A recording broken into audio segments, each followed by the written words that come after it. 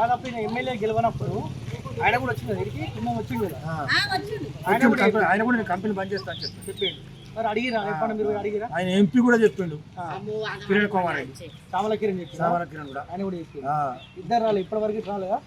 వచ్చింది ఒకనాడు వచ్చినాడు నీళ్ళు ఉన్నాయి నీళ్ళు పని చేస్తాం అవి పని చేస్తాం పోయే మళ్ళీ చివరికి చూడాలని మళ్ళీ వచ్చింది 40 ఆ కమ్మి కాడ పెడతాం మమ్మల్ని కమ్మిలో లోపల రానియలే వాళ్ళు వాళ్ళే లోపలి పోయి వాళ్ళే మాట్లాడుతూ వాళ్ళే అంతే.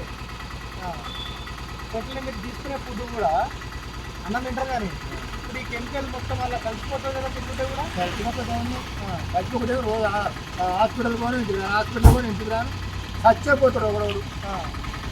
ఇప్పుడు ఎంతమంది ఉంటాయి మొత్తం? ఎన్ని కుటుంబాలు ఉంటాయి? 600 మంది 600 చిల్లర. ఇప్పుడు ఈ కెమికల్ కంపెనీ చేయబట్టి అందరూ హైదరాబాద్కి వెళ్ళిపోయారు చాలా మంది. ఏ ఉన్నోళ్ళు అంతా హైదరాబాద్కి